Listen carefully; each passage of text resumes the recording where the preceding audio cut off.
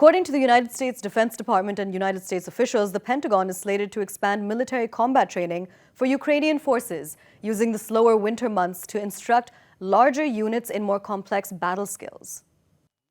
So today, the Department of Defense is announcing that we will expand U.S.-led training for the Ukrainian armed forces to include joint maneuver and combined arms operations training, while building upon the specialized equipment training that we're already providing to the Ukrainians.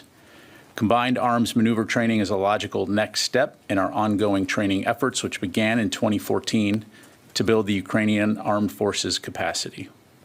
While there's an understandable focus on the equipment being provided to Ukraine, training is and has been essential to ensuring Ukraine has the skilled forces necessary to better defend themselves.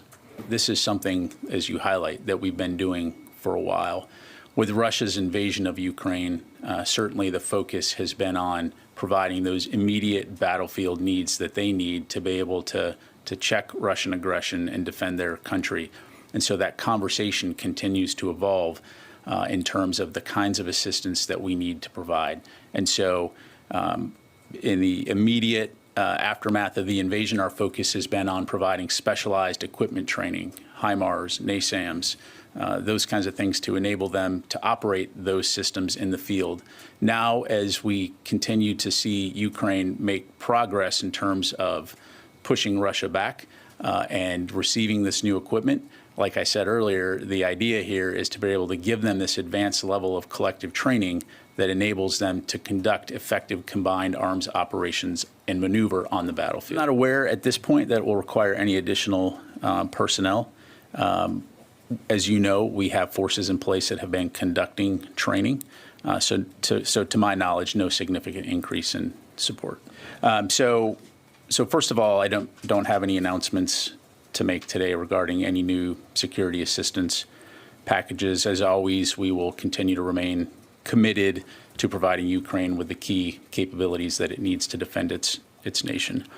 On the latter part there about the comments, I would just say that I find it ironic and very telling that officials from a country that brutally attacked its neighbor in an illegal and unprovoked invasion through a campaign that is deliberately targeting and killing innocent civilians and destroying civilian infrastructure, that they would choose to use words like provocative to describe defensive systems that are meant to save lives and protect civilians.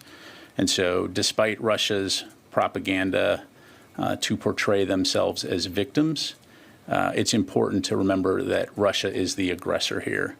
And when it comes to escalation, they could de-escalate this situation today by withdrawing their forces and saving countless innocent lives. But clearly they've chosen to double down. And the last thing I would say is the U.S. is not at war with Russia, and we do not seek conflict. Our focus is on providing Ukraine with the security assistance that it needs to defend itself.